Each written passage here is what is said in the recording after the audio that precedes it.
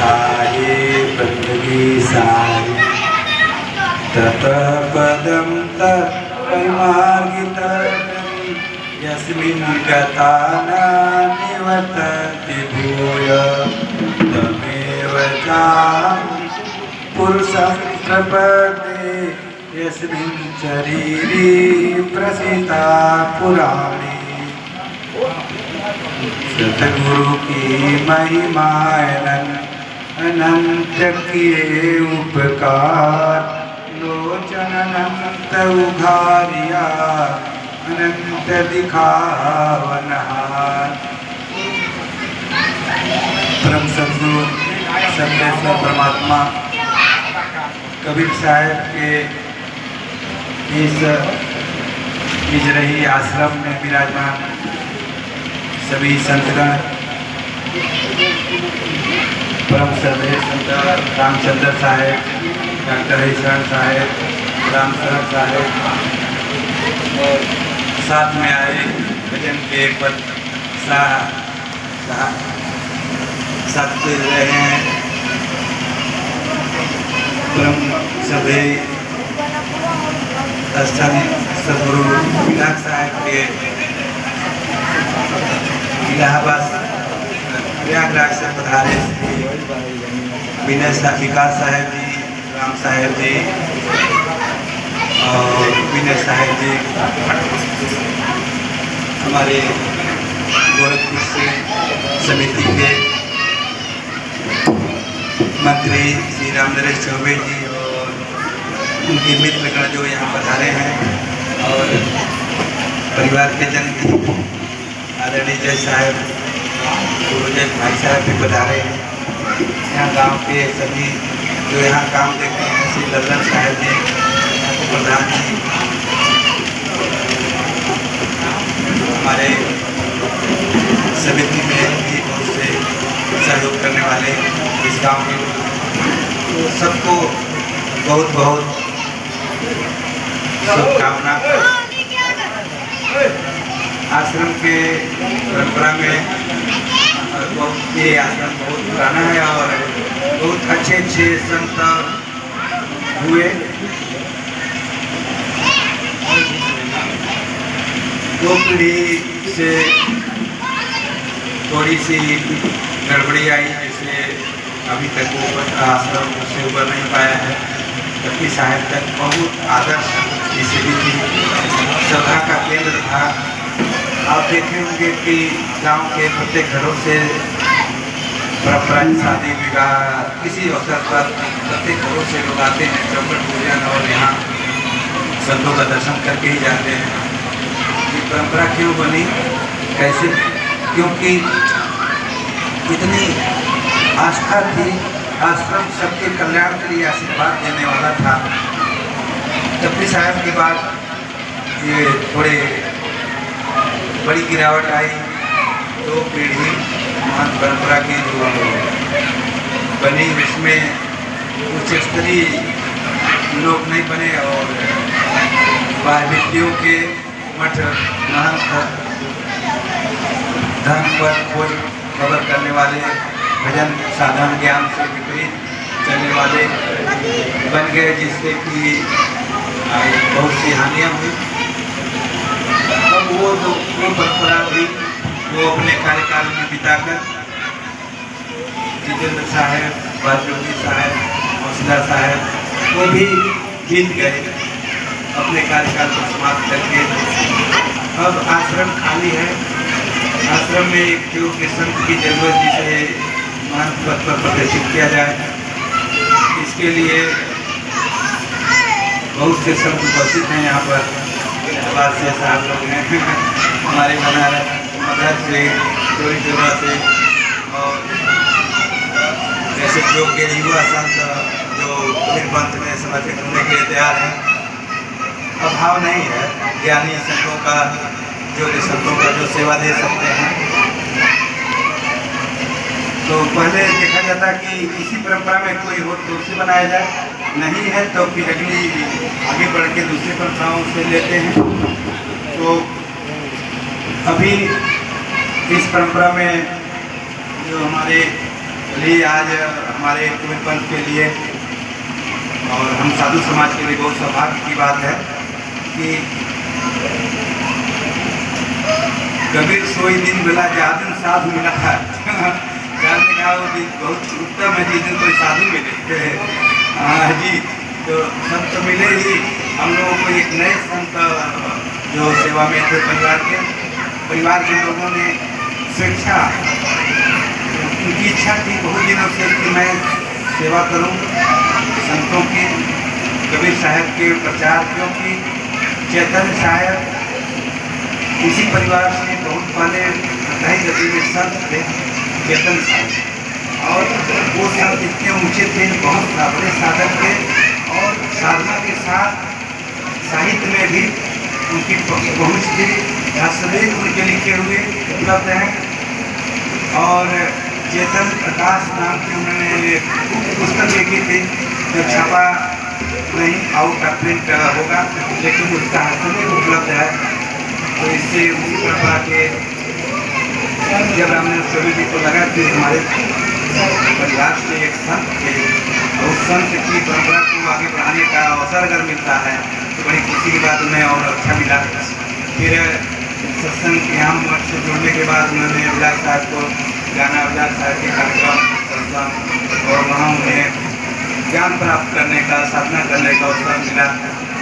उससे उन्हें आत्मज्ञान के लिए एक दिशा मिली और मगहर और काशी और संत परंपरा से हमेशा सत्संग गोष्ठी आदि से जुड़े रहते हैं। तो इस दृष्टि से हम लोगों ने भी कहा कि जो हमारी परंपरा है भारत की, चौथे पंद कानन जारी, 4 अवस्थाएँ होती थी और जो परंपरा थी बहुत उत्तम थी। अभी घरों में लोग पड़े हुए हैं, टेंशन में हैं, समस्या में हैं, घर बहू पत्नी बेटे चाहते हैं कि भजन में लेगा बुढ़वा मन में गए हो। बहू बेटा बेटी बहू बेटा बहू बोली बोले बुढ़वा मन में गए, ऐसा बोली बोलते हैं कि छुट्टा चका पीने वाले ना कि मरु लेकर। तो ये नहीं कि जो घर में पड़े हुए बहुत अच्छा काम कर रहे हैं, उन लोगों के ऊपर भार के रूप में है। हम लोगों से मिलते हैं तो दिल सी बात कहते हैं कि साहब क्या करें, पिताजी एक झुट्ठे परेशान के रहते हैं, हम लोग खेल के काम नहीं। कई पिताजी ऐसे हैं जो अपने नाम अभी तक संपत्तियाँ खेती बाड़ी रखे हैं, बच्चे चाहते हैं कि हमारे नाम हो जाता तो हमारा हिस्सा हो जाता, हम लोन लेते, बहुत विकास की प्रक्रिया हम ट्रैक्टर लेते हैं, हम गाड़ी खरीदते हैं, हम ये करते हैं, बोरी लगा लेते हैं, तमाम सुविधाएं भेजी है सरकार ने, उससे वंचित रह जाते हैं। और वंचित रहने के बाद में जब पिताजी से कहते हैं पिता जरा नहीं, जब तक हम जिए एक ही चेहरा बनाए हुए, जब नाई रहे तो हम बांट देगा। अरे भाई बांट के उस समय क्या करेंगे जब विकास की प्रक्रिया में वो भाग ही नहीं ले पा रहे हैं, उनके ही जीवन को प्रभावित करके। ये दूर की बात में हमारे प्रिंसिपल, हमारे डिग्री कॉलेज के प्रिंसिपल सुधांश मिश्रा के घर के उनके पिता को विचार करके हैं, कहा कि 1 इंच नहीं, वो कहे कि हम कॉलेज बनाएंगे। उन्होंने कहा कि बना लो कॉलेज, ले लो तुम्हारा पैसा तो जब जाओ तो ले लो, लेकिन लिखेंगे नहीं। उन्होंने वो भी मूर्ख MA BA PhD और कहाँ किए हैं, जाके बेटा गिराए और 40 लाख लगा के बिल्डिंग बना दिए, बिल्डिंग बन गई BTC कॉलेज खोलने के लिए। और जब मान्यता के लिए गए तो पता चला कि कॉलेज के नाम पर जमीन होनी चाहिए। पिताजी ने कहा कि मैंने तो पहले कहा था कि जब तक मैं जीऊँगा 1 इंच जमीन किसी के नाम नहीं करूँगा, मैंने कहा कि मैं बांट देना।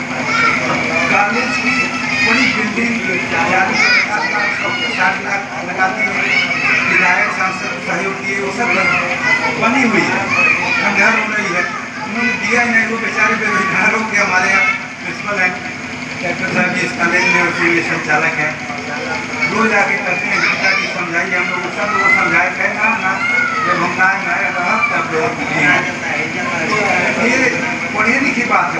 वो पिता ये नहीं कि कमाल किसान है, वो पिता प्रवक्ता रहे हैं, PhD हैं, डॉक्टर हैं और हमारे इंटर कॉलेज के प्रवक्ता समाज शास्त्र रहे हैं, रिटायर हैं। उसका भी इतना क्यों है, डॉक्टर है, ऐसा दिमाग बात कर रहा है। तो ये हर घरों की कहानी है, एक अलग दुखों की कहानी है। कभी साहब ने हमारे लिए कुछ बहुत सा जो विधान बना दिया, ऐसा करना, वैसा करना, ऐसा कपड़ा पहनना, ऐसा खाना, ऐसा सोना, ऐसा कुछ नहीं किया। उन्होंने हमारे जो बने हुए बवाल थे, भार थे, उसे और हल्का करके हमारे जीवन के रहने को, हमारे जीवन के साधना, परंपरा, मुक्ति के मार्ग सबको इतना सहज किया, इतना सहज किया कि उस सहजता को कोई भी व्यक्ति सहज रूप में अपना सकता, सहज किया। पहले बोलते थे, हमारे लोगों को भय में बना रखा था, जन्म जन्म मुनि जतन करना ही अंतराम कहीं आवत नहीं, जन्म जन्म करते रहो, कई जन्म आएंगे ही नहीं। साहब ने कहा बोझत भी तुरंत मिल गए, पल भर के तलाश में कहें कभी सुनो भाई साहब, होश सांसों के सांस कहाँ खोजने की जरूरत है, यहीं से खोजने तुम जाओ तो यहीं छोड़ के जाते हो। वो तो बैठा है घट भीतर बैठा है साचे, वो यहीं बैठा है, और तुम उसे खोजने के लिए आंख बंद करने की जरूरत थी, और तुम खोजने चले जाए गंगा सागर मंदिर में, मस्जिद में, इधर उधर। साहब ने कहा खोजने जाने की जरूरत नहीं, आंख बंद करके अंदर जाने की जरूरत है। बिल्कुल सहज किया, ताकि जो क्रिया कर्म आचार सब छाड़ा गंध खाना, सगरी दुनिया भई सयानी हमें ये गोहराना, जो तुम क्रिया कर्म कर रहे हो उसमें भी बवाल है, वो भी छोड़ो, बस खाली क्या करो, सूरत समानी निरत में, निरत रही निर्धार, सूरत निरत मेला गया तब पूरे समुद्र, भगवान शिव का दरवाजा जल चढ़ाने से नहीं खुलेगा, बाहर अंदर सूरत हमारी जो ये चेतना की सूरत के व्यवहार में चल रही है, व्यवहार याद कर रहे हैं, इससे सका कर रहे हैं हमारी सूरत के आधार पर। अंदर हमारी चेतना की सूरत चल रही है, हमारी ब्रह्म चेतना, ज्ञान में, विज्ञान में, आनंद में, उस सूरत उसको निरत करते हैं। ये जो बाहर सूरत चल रही है उसी उलट कर निरत से मेल करो, चेतना की सूरत से मिलाओ, सूरत समानी निरत में, निरत रहेगी धार, जब दोनों का एक मेल एकाकार होगा, सूरत निरत मेला भया तब पूरे समुद्र, तो हमारे ज्ञान का दरवाजा छोटा खुल जाएगा, हमारा टेंशन दूर हो जाएगा। कोई गाली देते आए हाथ हमको क्षमता लगेगी, तो भैया कुछ गलती हो गई क्षमा कर दीजिए, क्षमा सुधार देते हैं, ऐसा बोलेगा उसको फैक मारने दौड़ जाएंगे, स्थिति ही बदल जाएगी। उस स्थिति के लिए शहर में सामने करो, वैसा कपड़ा पहनो, वैसा छापा तिलक लगाओ, वैसा कपड़ा पहने, कुछ नहीं कहा, जैसे हो जहाँ हो वही चीज, कान में, डोरी में, पत्नी में, परिवार में, ऐसा कपड़ा वैसा कपड़ा, जो तुम्हें अच्छा लगता है वही ठीक हो। उसके बाहर का जो तुम्हारा विधान व्यवहार है वो सब ठीक है, वो जैसा अच्छा लगे वैसा तुम्हें पसंद लगे वैसा लगे, केवल अपनी स्थिति को, सहजा स्थिति को प्राप्त करो, सहजा स्थिति को प्राप्त करो, अपनी जो स्वाभाविक स्थिति तुम्हारी अपना स्व है उसे प्राप्त करो। वो स्व में न चिंता है, न टेंशन है, न दुख है, न द्वंद है, न तो किसी तरह का, न वहाँ दुख कलेश में ठाम, वहाँ दुख कलेश ठाम कुछ नहीं है, शांत स्वरूप आनंद स्वरूप मैं है। हजारी प्रसाद द्विवेदी बनारस में बहुत बड़े विद्वान, अपने कभी किताब लिखी है, बहुत प्रसिद्ध किताब है, और कभी साहब पर जयंती की टीका और बहुत से काम किए हैं।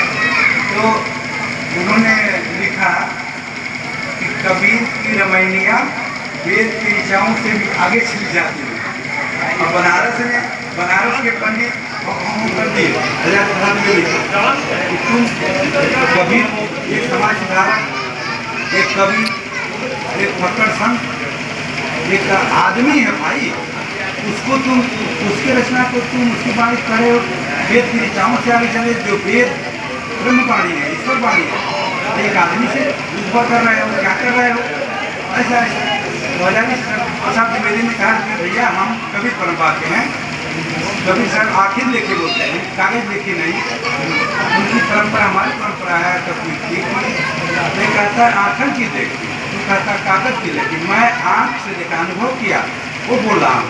मैं कभी सुन रहा था, तो उन लोगों ने तय कर दिया कि बताओ, सब मीटिंग हो गई, परशुराम पंडित आ गए, कहे कि बताओ कैसे तुम वेद की ऋचाओं से आगे चली जाती है।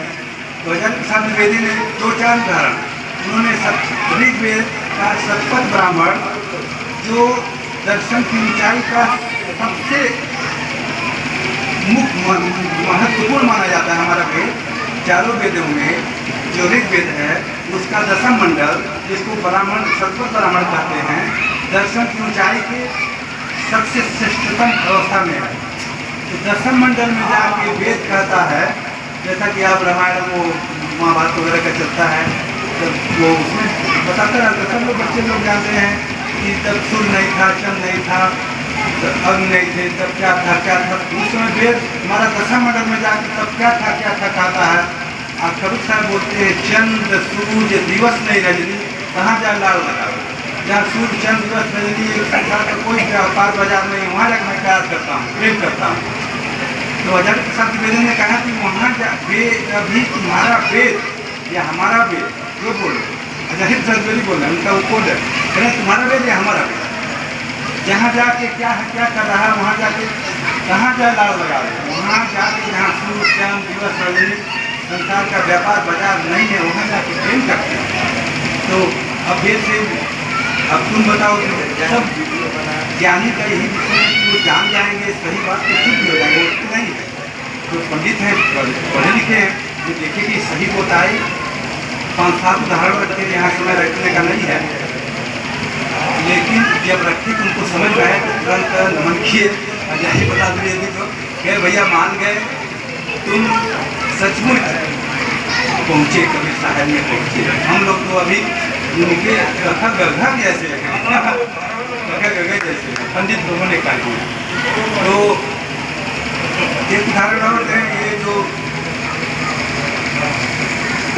नोबेल पुरस्कार गीतांजलि पर मिला, रविन्द्रनाथ टैगोर ने गीतांजलि लिखी, जो दर्शन की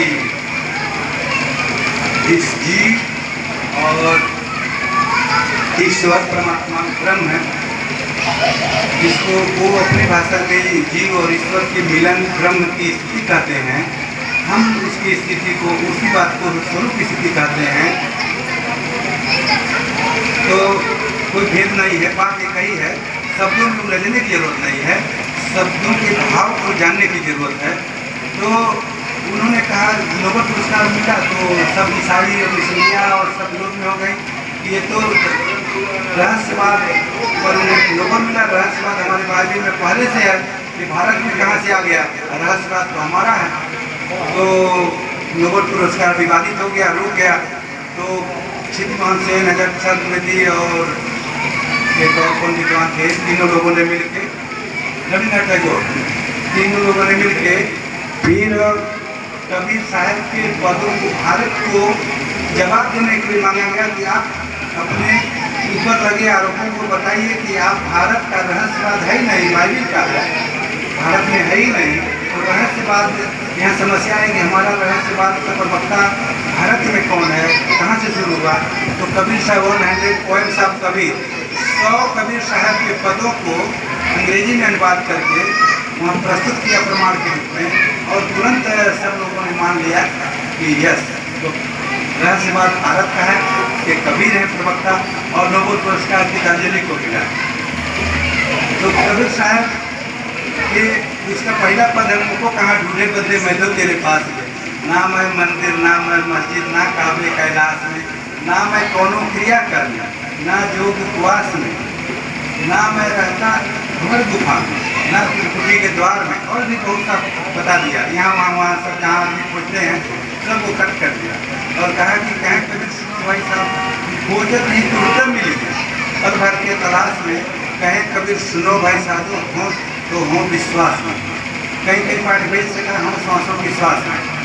तो विश्वास मैं खोजना है, विश्वास तुम्हारा यहाँ ठीक होना चाहिए, हृदय केंद्र, बाहर कुछ भी करो, हृदय केंद्र अगर ठीक नहीं है तो कुछ भी उपलब्धि नहीं होगी। हृदय केंद्र ठीक होगा, कुछ नहीं करो तभी उपलब्धि होगी। इसलिए सहजावस्था को क्रियाक्रम से बाहर रखा और अंदर की स्थिति को ही ठीक करने को बोला। अंदर की स्थिति को ठीक है तो बाहर की स्थिति निश्चित ठीक होगी।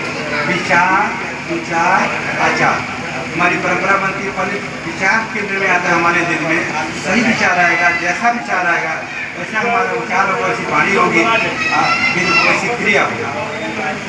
तो हमारा पहले केंद्र में विचार बनता है, तो वहीं हमें ठीक रखने की जरूरत है। विचार अगर ठीक करते हैं, ठीक रखते हैं अनुभव से, ज्ञान से, विज्ञान से, तो वहीं से फिर हमारा विचार भी ठीक होगा और आचार भी ठीक होगा। तो विचार, विचार या दूसरा परंपरा कि अगर आचार ठीक है हमारा विचार और हमारा अंतःकरण भी ठीक होगा। दोनों ध्यान देने की जरूरत है। बाहर अगर तो इस तरह से हमें हमारे साहब ने, सतगुरु साहब ने संत परंपरा के प्रवक्ता हैं। अभी जो कथाएं चल रही हैं टीवी में, रेडियो में, बहुत सा हमारे जो शंकराचार्य हैं वो जे हुए हैं, वेद ने लिखा है उसके विपरीत मान्यताएं चल रही हैं। ये जाति भेद है, विवरण व्यवस्था शास्त्रीय है, फलाना है, ठिकाना है। संत परंपरा बिल्कुल उससे अलग है। गोस्वामी तुलसीदास जी ने कह दिया कि यहाँ न पक्षपात कछुगाथों, लोक वेद संत मत भागो। लोक मत, वेद मत और संत मत, तीनों का स्पष्ट अलग अलग कर दिया। संत मत के प्रवर्तक मध्यकाल में हिंदी साहित्य में कबीर साहब माने जाते हैं, लेकिन संत मत हमारा आदिकाल से ब्रह्मा के मानस पुरुष सनक कुमार से ही शुरू होता है और बड़ी भारी संतों की परंपरा है। संत बिल्कुल लिखा लिखी की है नहीं, देखा देखी बात, दुल्हा दुल्हन मिल गए फीकी परिवारा, उनका घोषणा, उनकी घोषणा, लिखा लिखी की बात नहीं। भगवान बुद्ध ने कहा कि तुम किसी बात को इसलिए नहीं मानना कि हमारे वेद शास्त्र में लिखा, हमारे माता पिता करते आए हैं, हमारी कुल की रीत है या कोई परंपरा है, या हमारे यहाँ ऐसा होता है, या हमारे समाज में ऐसा होता है, इसलिए नहीं मानना।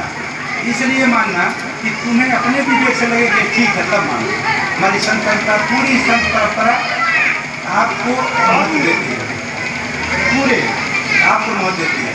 पूरे हमारी वेद परंपरा किताब को महत्व देती है, शास्त्र को महत्व देती है। जहाँ की वो कब का वर्ड हो चुका वो विचार, तो आदमी उधर फंसा दिया, संतों ने आदमी को मुक्त किया, तुम हो और कोई नहीं है, तुम अपने को जान व्यक्त करो, सामने परमात्मा, पीछे पीछे हरि फिरे खाट कभी कभी, तुम्हें खोजने की थोड़ी जरूरत है कि हरि भगवान पुराना ठिकाना, खोजने की जरूरत है, वो तो पीछे पीछे तुम्हें खोजने आएगा, क्योंकि तुम अपने को यही विधि आप संवारे। विजय साहब ने बोला कि यही विधि आप संवारे, एक विधि है, विधि बताया।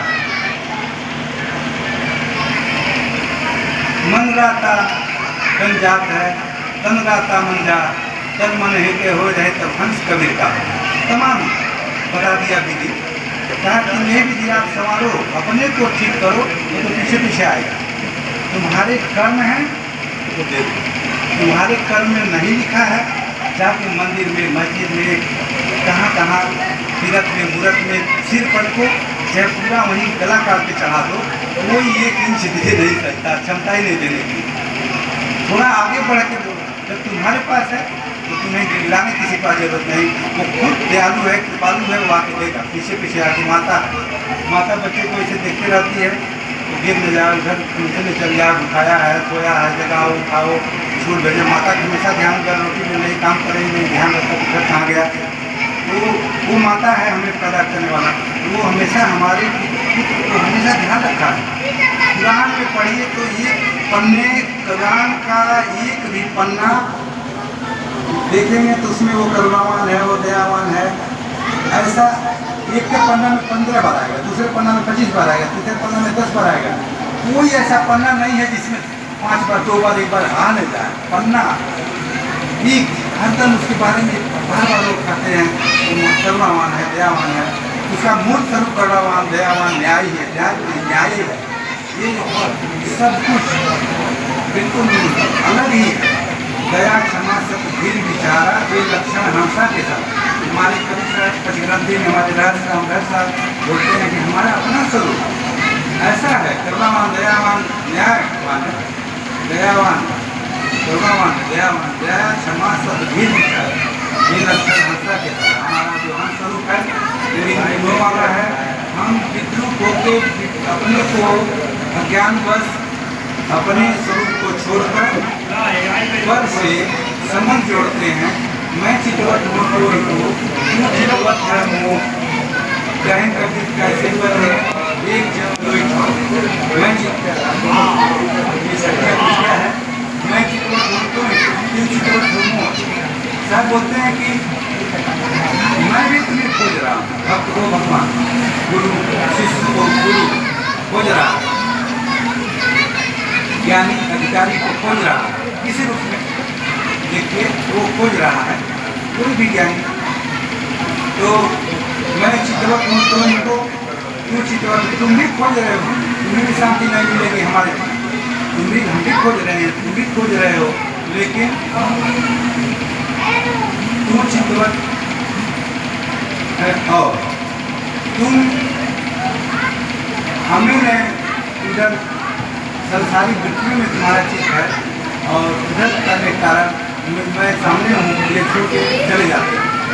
ऐसा साहब मानते हैं, हम मानते हैं सदगुरु साहब हमारे कि जो हमारा अपना स्व है उसको ठीक करें। हम परसों की बात है, परसों हम दो साधु लोगों को एक डीएम साहब को छोटा सा लेटर देना था। नए डीएम साहब आए 3 बार बैठे, तो हमसे भेजना ही हुई, तो हम एक छोटा लेटर लेके भेजे कि चाहिए डीएम साहब को दे आइएगा कि किसी समय जब कभी फुर्सत में हो तो 2 मिनट बैठ के आएंगे, तो जन समस्याएँ भी बात करेंगे और चाय पीने के लिए बुला रहे हैं। सर ये लोग साधु लोग गए, कितनी भीड़ थी, मीटिंग सभी अधिकारियों की मीटिंग थी तो 9 बजे से वो मीटिंग लेके उठा, जनता खड़ी है, जनता की समस्या सुनने लगा। जनता की समस्या तहसील दिवस था, वहाँ जाना था, 2 बजे से कमिश्नर की मीटिंग थी, वहाँ जाना था बस से। वो इसमें से उठा मीटिंग से, जनता को आधा छोड़ के बाहर निकला। तब बाहर जब गाड़ी चलने लगा तो उनके लोगों ने लेटर दिया है, तो फिर वो तहसील दिवस फिर से घिर गया, फिर कमिश्नर मीटिंग में गया। हम देखे इस बात को कि ऊर्जा, अगर वो अपनी ऊर्जा को सामान्य रूप से अपने अंतर की ऊर्जा के आधार पर नहीं चलेगा तो चल ही नहीं पाता। तो इतना काम है, तो यहाँ बेचता है, वहाँ बेचता है, तुम जाओ तब तक फोन आ रहा है, ये हो गया, तो उधर हो गया कि कहीं एक्सीडेंट हो गया, कहीं लड़ाई हो गई, उसे हर समय गंभीर बने रहना है, सब विचार से उत्तर देना है। वो उत्तर, वो विचार, वो काम वो कैसे कर रहा है, क्योंकि अपने स्व से वो जुड़ा हुआ है, नहीं तो कर ही नहीं पाता, तुरंत पागल हो जाएगा। तो और सामान्य आदमी अगर उससे नहीं जुड़ के करते हैं तो हमारे सामने जो की समस्या, 10 आदमी समस्या लेता है, कोई कुछ लेता है, तो कहीं क्रोध आ गए, कहाँ से आ गए, कारण फिर वो उसको कहाँ से होगा, यहाँ ये नहीं है, 15 आदमी भोजन है, फिर कौन बनाएगा, ऐसा बोलते रहेंगे, हम कुछ कर ही नहीं पाएंगे। जब उस स्व से जुड़े रहेंगे तो कितने लोग आए हैं, आइए बैठिए, क्या कीजिए प्रेम से, जिनका ये लड़के इसलिए खड़े ये मांगने आए हैं। भगवान को बुद्ध के घूम रहे थे, भगवान बुद्ध एक भ्रमण कर रहे थे, तो एक गांव के बाहर वृक्ष का पेड़ था, इसे पीपल का पेड़ है, तो कहीं बहुत अच्छा है, शिष्यों से यहाँ काम हो गई तो यहीं बैठे ठहरे। लोगों ने कहा कि तो भगवान बुद्ध के पास बैठे, तो गाँव के स्वभाव होता है, कोई संत आ गया, कोई आ गया तो गाँव के लोग आएंगे कि बाबा आए भाई, भोजन दे आओ, पानी दे आओ, कैसे है पूछो। सब लोगों ने कहा भगवान है, बहुत अच्छा उपदेश कर रहे हैं, प्रचार कर रहे हैं, कहा अच्छा तो हम लोग भी आपका ज्ञान सुनने आएंगे। हाँ आ जाना, ज्ञान भगवान वहाँ बैठे तो सब लोगों ने गलत पानी दिया और सत्संग हुआ, सब लोगों ने ज्ञान सुना। सब लोगों ने कहा कि बहुत अच्छा लग रहा है, आप महाराज जी 2 दिन और ठहर के हमारे गाँव को सभी लोगों को ज्ञान दे तो अच्छा रहेगा। तो हमारा तो ये काम नहीं है, रुक जाते हैं, रुक के देने लगे। गांव का एक आदमी बहुत गरीब था, उसका झोपड़ी सूता था, 5 पत्नी थे, संतान थी ही नहीं, गरीब इतना कि रस्सी बीन के बेचता था, दिन भर में बेचता था, शाम बेचता था, वही शाम को खाता था। कभी कभी खाने पीने रहे, किसी से उधार मांग दिला रहा, तमाम कर्जा कोई देता भी नहीं था, ऐसी समस्या से चल रहा था। तो लोग रोज जा रहे थे तो देखा कि भैया आप लोग रोज कहाँ घर जाते हैं, लोग कह करे क्योंकि अभी तक लोग पता नहीं है, संत आए हैं, बहुत अच्छा उपदेश देते हैं, अभी चलिए। तो उसने कहा कि हमें उपदेश देते हैं और बाबा खाने को देंगे, हमारे घर में खाद का रस्सी में बोला तो शाम को खाद का खाए दिए हैं। तो उन लोगों ने कहा कि बाबा खाने को देंगे कि नहीं, इस वक्त तो देंगे, आप चलिए पूछ लीजिए। तो ठीक है, लोग बाबा गए तो भगवान को खड़े हुए, सब लोग कह रहे बैठिए बैठिए, तो नहीं हम बैठने नहीं आए हैं, हम पूरा से पूछने आए हैं। बोले भगवान को सुने नहीं आए, भगवान को आप आ जाइए, आ जाइए, नज़दीक आइए, नज़दीक आइए। तो कहा कि आप क्या कुछ पूछना चाहते हैं? तो बाबा बोले कि हम पूछना चाहते हैं कि हम इतने गरीब क्यों? तो भगवान बुद्ध ने कहा कि आप इतने गरीब इसलिए हैं कि आप किसी को कुछ देते नहीं। तो उन्होंने बाबा ने कहा कि अगर हमारे पास भगवान 2 रुपया होता तभी 4 आना होता तभी 2 आना किसी को देते हैं, ये नहीं है। आज करते हैं तो शाम खाते हैं, शाम करते हैं सुबह खाते हैं, ये नहीं है। 2 से ही होता तो आधा से ही दे देते, दूसरे के दूध से ही आधा से ही खाते, 1.5 से ही दे देते आपके कहने, ये नहीं है। तो कहा इसीलिए नहीं है कि देते नहीं है। तो कहा आइए नहीं तो देख रहा था, हम तो सामने देख रहे हैं कि आपके पास 4 चीज़ें हैं, आपके पास दृष्टि है, आपके पास वचन है, आपके पास विचार है, आपके पास हाथ है। आप देना शुरू कीजिए, आप पाना शुरू हो जाएगा। देंगे नहीं तो पाएंगे भी नहीं, ये सिद्धांत है। देना शुरू कीजिए, कब से मेरी गारंटी आप पाना शुरू हो जाएंगे। भगवान बुद्ध ने कहा, बाबा तो सुने, नीचे मुड़ी किए फिर गए, जा रहे थे तो अगला घर उधर गुजर रहे थे अपने घर जाने के लिए। अगला घर में एक घर में जो घर था वहाँ महिला दुल्हन थी, दुल्हन अपने बच्चे को कान में, लेकिन वो गाय खाऊं टूट रही थी, तो बांधने के लिए निकली कि बांध दें खाने के लिए, कोई है नहीं घर पर। तो देखी तो वो जो छोड़ी तो खींच के हाथ भागी पकड़ा कर सिवान में एकदम, तो वो बच्चे को रख के उसके गाय पकड़ने चली गई। तो बाबा देखिए बच्चा एकदम कस के तेज तेज चिल्लाने लगा, छोटा बच्चा कन्हैया वाला। तो इनको ध्यान आया कि बच्चे को चुपवाना चाहिए। एक बच्चे को पानी देने लगे, चुपवाए, कुछ भी उदार पे आने लगे कि तो बच्चा चुप रहा। वहाँ थोड़ी देर में खुद के गाय को जाके बांधी और फिर बच्चे को देख रहे थे, तो जाने लगे। नहीं बाबा, आप हमारे बच्चे कितनी देर से देख रहे थे, कैसे कैसे जाएंगे, खाने घर दे देते कुछ खा के जाएंगे। तो खाने को दे दी, गमछा फटा हो लिए थे, एक गमछा भी दे दी, गमछा भी दे दी।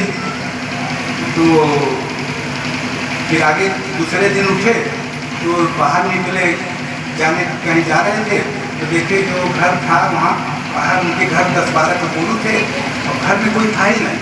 कोई रात में खाने पे खाया, सब लोग अस्पताल में चले गए थे, सवेरे 2-4 बजे। अब वो खाए बिना कटपुर पर रहे थे, देखे कि ये तो कुछ क्या हुआ था कि बीमार पड़ सक्सेस के बाद पानी दे वाला नहीं रहा। तो लोग बता रहे हैं, लोग वो वाले ये सब बता रहे हैं, लेकिन पनिया दे नहीं रहे हैं कोई। ये प्रत्येक घर की स्थिति है, बताएंगे कि लक्षण के अस्पताल क्यों बताने का, हम पानी पिया वाला क्यों नहीं कि हम नहीं पिया देंगे भाई हम हैं, भाई बनेंगे, मित्र बनेंगे, बनने पर सब बात नहीं है, बनने पर कैसे आते हैं, बनने पर सब कोई नहीं है। ऐसा भजन ऐसा है, सब बोल रखे हैं। तो उनको ध्यान आया कि अच्छा सब गए तो पूरे पानी पिलाए, छाटा दिए, वो द्वारा बाहर छाटा लेके सफाई करके ऊपर उठा के बिना के बांध के बोल रहे थे लोग आए। 2 बजे जाके उनके होश आया, हार्ट अटैक वाले तो सब घर वाले आए तो देखे कि गुरु देख रहे हैं, बहुत बहुत धन्यवाद दिए सब लोग कि बाबा बहुत अच्छा काम किए। अब तक तो दो तार के कहाँ से चला जाते भाग जाते, तो कहे अब ठीक है जा रहे हैं, नहीं अब जाते हैं हम लोग भोजन बना, जब खा के जाएंगे ऐसे जाएंगे। सब लोग भोजन बनाए, उनको भी खिलाए, देखे कुर्ता फटा, कुर्ता दे देंगे, कपड़ों दे देंगे, 10 रुपये 20 रुपया दे देंगे। तो उस दिन कथा में शाम को पहुँचे, साफ सुथरा कपड़ा पहन के भगवान बुद्ध ने कहा कि आप वही हैं जो कल आए थे, जी महाराज हम वही हैं, आपने देना सिखाया, हम पाना शुरू हो गए। बहुत चरण में आए हैं मिलने के लिए, आशीर्वाद दे दीजिए। भगवान बुद्ध ने कहा कि बिल्कुल आशीर्वाद। देखिए ये हमारी जो ये कहानी नहीं है, ये हमारे जीवन के लिए वेद है। वेद की जो कहते हैं वेद ईश्वर वाणी है। ईश्वर वाणी गाने के लिए, लिखने के लिए और याद करके रोज रखने के लिए नहीं है, उसको व्यवहार में लागू करने के लिए एक भी वाणी व्यवहार में लागू कर दें। अभी कल की बात है, एक अब्दुल्ला खान साहब हैं, बहुत अच्छे व्यक्ति। अब्दुल्ला खान साहब उनकी फैक्ट्री नासिक में है, दवा की फैक्ट्री बहुत बड़ी फैक्ट्री, तो नेपाल में है। यहाँ संतुल में उनका जन्म, इधर एक फैक्ट्री बनाया, बहुत रोजगार देने के लिए फैक्ट्री इसलिए नहीं लगाया, कहा है 300 लोगों को रोजगार देने के लिए फैक्ट्री लगाते हैं। 300 लोगों को, गाँव के लोगों को रोजगार दिया। ऐसे उसका गोरखपुर में ऑफिस है, यहाँ है, वहाँ पढ़ा दिया।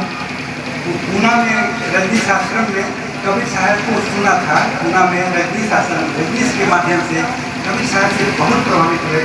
जब यहाँ आए मगर दर्शन करने और हम लोगों से मिले, कबीर साहब हमारे बहुत प्रिय हैं। एक मंदिर मस्जिद हिंदू मुसलमान से बाहर मनुष्य को करते हैं, उस लाइन पर हम आना चाहते हैं। तो वहाँ भोजन सेवा चलती है, बोर्ड तो उनका उन्होंने मेरी सेवा भोजन सेवा में रहेगी। भोजन 5 रुपये हम लोग ने बोर्ड लगा रखा। कोई भी 9 बजे से 9 बजे रात तक, 9 बजे 5 से कोई भी आप भोजन कर सकता है फाइनल। तो उसमें उन्होंने सपोर्ट पाई, रिलैक्सो के कंपनी का रिलैक्सो उन्होंने लगवा दिया। सपोर्ट बाय रिलैक्सो, अगर घटता है तो हम खड़े हैं अपने आप। फोन कर दिए, कभी चावल आ गया तो फोन कर दिए, क्या बात है, हम कहीं चावल कोठारी साहब, हम कोई भी बाहर हैं, कोठारी साहब कहना है चावल आ गया, तुरंत गाड़ी से एक टेम्पो चावल भेज दिया। कुछ ही बहुत चल आया था, तो एक शब्द टूटा था, तुरंत गाड़ी की आदत फोन कर दिया कि इसको लगा दो सीट रख के, वो कुछ लगा अपना बैठते। तो वो कहे कि महाराज जी तब काफ़ी दिन पे आए, उससे पहले आए थे। तो हम कहें कि आप दिन पे आए नहीं, तो कहे नहीं हम आए। इधर से गोरखपुर ऑफिस में बार आना पड़ता, नेपाल ऑफिस में इधर से गुजरे, यहाँ कोई लेन पर जब इधर मुड़ा जाता है, वहाँ खड़े हुए गाड़ी खड़ी करके 5 मिनट सोचते रहे। इधर मुड़ने का, कभी पर मुड़ने का भीतर से अंदर से अभी नहीं हुआ। फिर हम गाड़ी आगे बढ़ा के चले गए। 2 बार हो चुका, तीसरी बार आए हैं, आपके कहने पा रहे हैं बुलाने। तो हम कहें कि यहाँ पर कौन सा हम लोग को हर दिन सेवा में लगे हैं, हर तरह से खुला है, मंच है पूरा, साधु संत कोई भी आए, आप कहे नहीं। हमको लगा जो कबीर को हम पढ़े हैं, जिस कबीर को जाने हैं, वो कबीर यहाँ नहीं दिखते। यहाँ मंदिर बना हुआ, मस्जिद बना हुआ, कोई आरती कर रहा, कोई प्रार्थना कर रहा, कोई मजार बनाया है, कोई पत्थर पटक रहा, कोई सिर पटक रहा, बेटा देखिए, बेटे देखिए। तो जिस चीज़ को कबीर साहब ने मना किया, उसी चीज़ को यहाँ लागू पाते हैं। इधर नहीं कहता कि इधर आओ प्रश्न खड़ा किए क्या करें।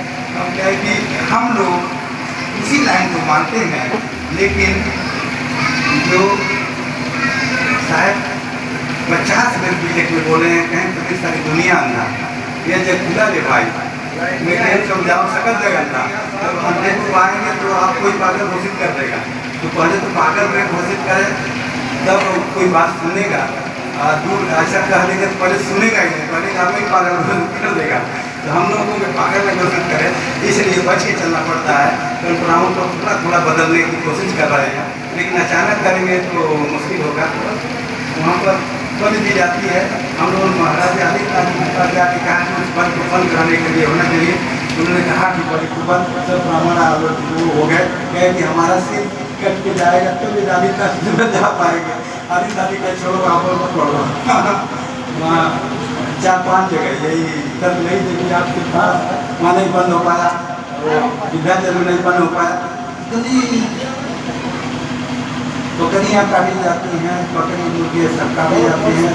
और बंद करने के बारे में जब जा रहे हैं तो वो कहें कि हमारा गला पहले काटो तब भी जाओगे वहाँ। तो ऐसा अंधा है, अंधा। तो ऐसे अध्यात्म का मतलब ये अविवेक है। ये अविवेक है कि जिसने उनको पैदा किया, जिसने तुमको पैदा किया, तो तुमको किसने अधिकार दे दिया कि उनको मारो? वो भी उसी ईश्वर के संतान, जिसे जो तुम मानते हो, खुदा को, परमात्मा जिसको भी मानते हो, अक्षर बखर जो तुम्हारी मान्यता है, उसी मान्यता के अनुसार बिल्कुल वो अन्याय कर रहा है। उस अन्याय को आदमी ईश्वर के प्रति समझ रहा है कि हम पूजा कर रहे हैं, उन्हीं को उनको भेंट दे रहे हैं, उनके सम्मान में लेके खड़े हैं, मान जी मरे हुए जीवों, ऐसा उल्टा है। तो जहाँ पर इतना अभी 20वीं शताब्दी कहाँ देश चला गया, विज्ञान कहाँ चला गया, हमारा मानस कहाँ है? मानस, हमारे मानस में कुछ बात नहीं है। मानस में जो थोड़ी सी परिवर्तन करना है, संतों ने बाहर कुछ नहीं करने की कोशिश की, मानस परिवर्तन करने की कोशिश की। हमें अपने मानस को बदलना है, चैतन्य को, अपने परम चेतना को, जो हमारा अपना स्वरूप है, उससे जोड़ने की जरूरत है। स्वयं विवेक पैदा होगा, हम सबको जान सकेंगे। हमारे संत की सहायता कर रहे हैं, हम लोग चलने शुरू हो गए।